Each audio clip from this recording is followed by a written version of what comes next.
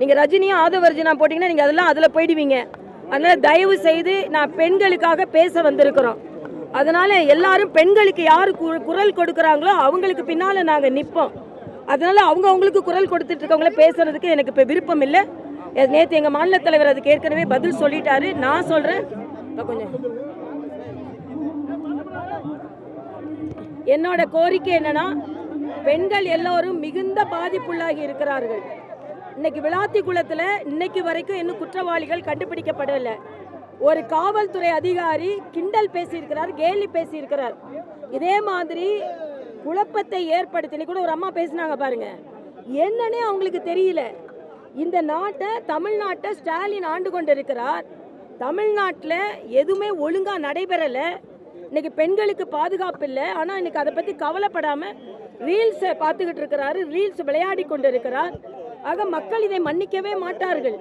அதனால பெண்களுக்கு பாதுகாப்பு தராத ஸ்டாலின் அரசு நிச்சயமாக வீட்டுக்கு போக வேண்டும்.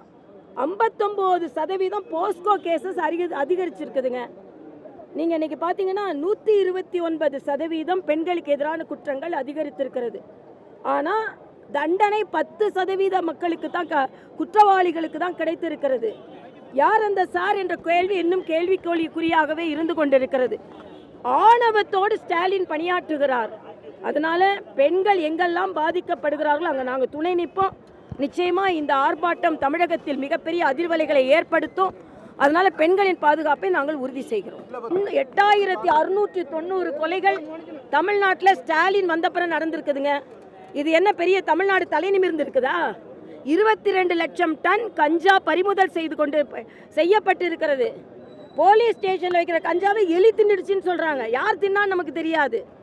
ஆக தமிழ்நாட்டில் இப்படிப்பட்ட மோசமான ஒரு ஆட்சி நடந்து கொண்டு இருக்கிறது. குற்றவாளிகள் சுதந்திரமாக நடமாடி கொண்டிருக்கிறார்கள். ஒரு பெண் இயற்கை உபாதையை கழிக்க போக முடியலன்னா தமிழ்நாட்டில் என்னங்க நடக்குது? உண்மையிலே எனக்கு மனசு வருத்தமாக இருக்குது. அதே மாதிரி ஒரு குழந்தை, 14 வயசு குழந்தை பாலியல் பலாத்காரம் செய்யப்பட்டு இரவு முழுதும் அந்த காட்டில் இருந்துட்டு 16 கிலோமீட்டர் நடந்து போயிருக்காளே. பெண்கள் இதெல்லாம் கேள்வி கேட்கக்கூடாதா? 5000 ரூபாய் போட்டுட்டோம், திமிரு. நாங்கள் 5000 போட்டுட்டோம், பெண்கள் எல்லாரும் எங்களுக்கு ஓட்டு போடுவாங்க திமிரில் இருக்கிறது இந்த ஆட்சி. ஆனால் பெண்கள் எல்லாம் திமிர்ந்து எழுந்து கொண்டு இருக்கிறார்கள் என்பது. நீங்கள் மட்டும் போடலை, புதுச்சேரியிலே தான் நாங்கள் பெண்களுக்காக உதவி செய்திருக்கிறோம். யாரோட பணம்? அதனால இன்று ஸ்டாலின் அரசு இதுக்கு பதில் சொல்லி ஆக வேண்டும். பெண்கள் பாதுகாப்பாக இருக்க வேண்டும். 2.0 வராதுங்க. என்று பெண்கள் பாதுகாப்பாக இல்லையோ அப்போ 0 தான் வரும். 2.0லாம் வராது. நிச்சயமாக ஸ்டாலின் வீட்டுக்குத்தான் போவா. அப்பாவை வீட்டுக்கு அனுப்பிட்டு அம்மாவோட ஆட்சி வரும். அதான் அம்மா திருப்பி வருவாங்க, அப்பா வீட்டுக்கு போவாங்க. அனைத்து கட்சி கூட்டம் திருநெல்வேலி மாவட்ட ஆட்சியர் அலுவலகத்தில் நடந்துச்சு. அதில் ஒரு கட்சியை சார்ந்தவர் சொல்றாரு, இந்த மாதிரி எலெக்ஷன் நேரத்திலலாம் தொடர்ந்து கொலைகள் அப்படிங்கிறது எலெக்ஷன் நேரத்தில் தான் அதிகமாக நடக்குது தென் மாவட்டங்கள். இல்லை, இதில் நேற்று கூட தொலைக்காட்சியில் திராவிட முன்னேற்ற கழகத்தை சார்ந்தவர்கள் நம்ம இலகுவா சொல்றாங்க, நாங்கள் தான் குற்றவாளியை கண்டுபிடிச்சிடமே, அப்புறம் என்னன்னு. குற்றம் செஞ்சுட்டு குற்றவாளியை கண்டுபிடிக்க ஒரு நிரந்தர டிஜிபியை போடுறதுல உங்களுக்கு என்னங்க பிரச்சனை?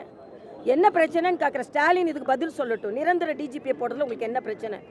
தமிழ்நாடு முழுசும் குற்றம் கொலைகள் அதிகரித்து கொண்டு இருக்கிறது. அதனால் இன்னைக்கு அந்த ஆர்ப்பாட்டம் என்பது எங்கேனாலும் குழப்பம் ஏற்படுத்துவாங்க. பெண்களை வைத்து அவங்க குழப்பம் ஏற்படுத்துவாங்க. ஆனால் பெண்கள் எல்லோரும் அசைந்து கொடுக்க மாட்டார்கள். நிச்சயமாக மரியாதைக்குரிய பாரத பிரதமர் தமிழ்நாட்டின் மீது அக்கறை வைத்திருக்கார். தூத்துக்குடி ஏர்போர்ட், இவங்கெல்லாம் தமிழுக்கு பெயர் வைக்கிற முதலமைச்சர் சொல்கிறாரு, குழந்தைகளுக்கு தமிழில் பெயர் வைக்கணுமா? இவங்க வீட்டில் யாருக்கும் தமிழ் பேர் இல்லை, அவர் தமிழ் பேர் இல்லை. நாங்கள் தூத்துக்குடி ஏர்போர்ட்டுக்கே தமிழ் பேர் வச்சுக்கிட்டு இருக்கோங்க. நீங்கள் இப்போ தான் 5 முறை 6 முறை ஆட்சி செஞ்சு இப்போ தான் பெண்களுக்கு குழந்தைகளுக்கு தமிழ் பேர் வைங்கன்னு சொல்லிட்டு இருக்கோம். ஆனால் மரியாதைக்குரிய பாரத பிரதமர் விமான நிலையத்துக்கே தமிழ் பேர் வைத்திருக்கிறார்.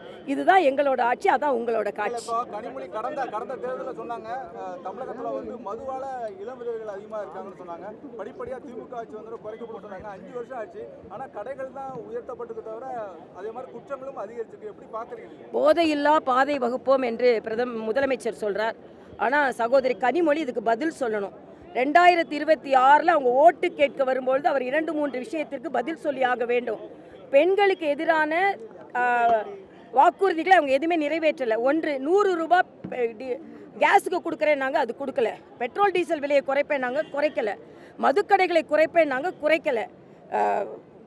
ஸ்டாலின் அவர்கள் அவங்க வீட்டு முன்னால் கருப்பு கொடியை ஏந்தி நாங்கள் டாஸ்மாகை குறைப்போம்னாங்க. இன்னைக்கு ஒன்றில் தமிழக அரசு பாஸ்மார்க் வாங்கி இருக்கிறது என்றால் டாஸ்மாகில் மட்டும்தான் வாங்கியிருக்காங்க.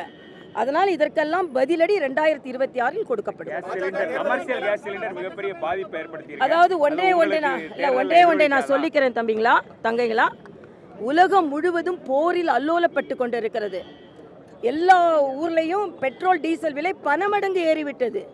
சில ஊர்லலாம் 216 ரூபா 315 ரூபா விற்கிது. ஆனால் இந்தியாவில் கேஸ் விலையை ஏற்றலை, மக்கள் மீது சுமத்தலை. இன்னைக்கு ஏன்